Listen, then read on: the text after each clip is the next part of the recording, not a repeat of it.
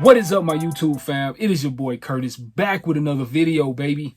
And today I am showing you guys what I did to record this radio commercial spot. And basically this was done for a class. So I don't own the rights to the music. Also, the script was provided by the instructor as well. So the music and the script was provided by the instructor. I just did all the mixing, the recording and mixing.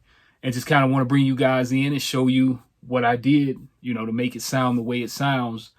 And actually, this is a newfound thing for me, man. It could become maybe a business source, a part of the business, you know, recording radio spots for companies. So who knows? But yeah, so that's what we're going to do today. I'm not going to hold you guys long. Just stay tuned. Make sure you check out blvckfalcon.com, and we're going to go ahead and get into it. Yeah.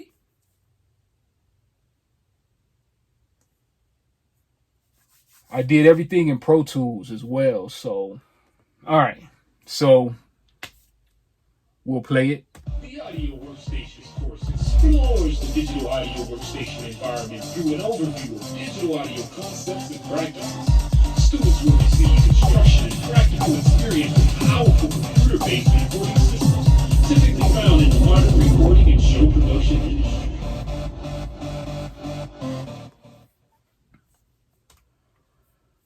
All right, so like I said, they provided the script and they provided that music. I just want to show you guys what I did on the vocal. So basically, I use my SM57, my Shure SM57 to record the vocal. I use the Shure SM57 for everything, man. Honestly, I like the way it sounds on my vocal. The Shure SM57, dynamic mic. I use that for even in anything that you hear my voice on, I use the Shure SM57. So I used the SM57, and then I actually used the Focusrite 2i2 interface to record. And so on the vocals, what I did on that was I went and did a little bit of compression. So we set the ratio to a 2.1. Put a little bit of attack on that. It looks like it's around about 18 milliseconds. And that was it. 2.1 dB of gain on there. I didn't want to compress the vocal too much. I wanted to kind of use more of the effects to kind of give it that sound that you hear in a radio spot. You know, it's usually like a cheesy, you know, heavy reverb, heavy delay on the voice for radio spots. So I wanted to give that same effect. Then we did some EQ. We did some EQ on there as well. So, of course, as you can see, I rolled off a lot of the low end up to about 150 hertz or so. Cut out all that mud. Did a little bit of a boost around 3K. And then also at 7K, a little bit of a boost, just to kind of help it cut through the mix a little better. Not too much on that as well. And then, of course, I did some de-esser just to kind of get rid of that sibilance, the get rid of that sibilance on the top end of the vocal. And for that one, and all these plugins I'm showing you guys, these are all plugins that come with Pro Tools. So I have Pro Tools Ultimate, which is like the big bundle for home recording artists or producers. Of course, you have HD systems, and you can really get crazy with Pro Tools, and it's super expensive. But Pro Tools Ultimate is like the best bundle for your laptop, and so on and so forth. So de-esser on that. Didn't do too much. Looks like negative 3.1 dB on the range, and at a frequency of about 4.3 kilohertz. That's usually where that sibilance sits at, anywhere from 4 to 7K. So, you know, just kind of dial it in to taste on your voice. that was all I did on the main vocal track. So those 3 plugins, the compressor, the EQ, and the de-esser, are all on the vocal track. So then I added an aux track. I put an aux track on the vocal. And what we did on that is we put some reverb, you know, a short, small reverb. We put it on a room. I turned the timing down on it, the level down to about, I want to say like a 20, about 20 on the level. I didn't want it to be too overpowering, but you know, you always just dial it in to taste. Whatever you like, whatever sound you like, that's what you dial it into. So we went with the reverb, then we went with the delay. Like I said, all these plugins are Pro Tools plugins. So if you have Pro Tools, you have the same set as well. So I used the dynamic delay, the air delay. Once again, turn down the delay on it, turn down the feedback pretty low to like what we have about an 8%.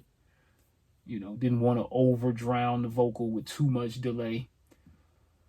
I put the Mooger Fooger on here for Bob Moog, or Bob Moog, you know, Mooger Foger. Some people say Moog, some people say Moog. I say it's Bob Moog. But yeah, so I basically put this on here. It's a phaser, just dialed in, as you can see, little bits, not too much. And then I also put another EQ. This is just a 3-band EQ, and I just kind of bumped up the vocal around about that 3K, 2K range. Once again, just to kind of help it stand out a little more.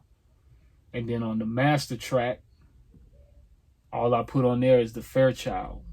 I put the Fairchild on there. I'm not done with the full mix of this track, or of this particular piece of work, because I'm actually going to incorporate it into my website and use it as a piece to my portfolio so that I can demonstrate to people what I can do. I don't always have to be the talent. This is my voice on this. So I'm very capable of recording a professional sounding vocal track. But, you know, if I'm working with a company and they already have the vocal talent, you know, and the vocal talent just send me the tracks, or if I need to, you know, connect with that person in a studio and record them and then just bring it home and work on it, I can do that as well. But it's, you know, fairly simple, man, fairly simple. I just felt like I'd show you guys that this Fairchild is super dope too. I mean, let me show you. The audio workstation's course explores the digital. So I'm going to bypass it. This is without. The audio workstation's course explores the digital audio workstation environment through an That's without it. This is with it. The audio workstation's course explores Without. the digital audio workstation environment through an overview of With digital it. audio concepts and practices. Students will receive instruction Without it. to experience a powerful computer-based recording system With it. typically found in the modern recording and show production industry.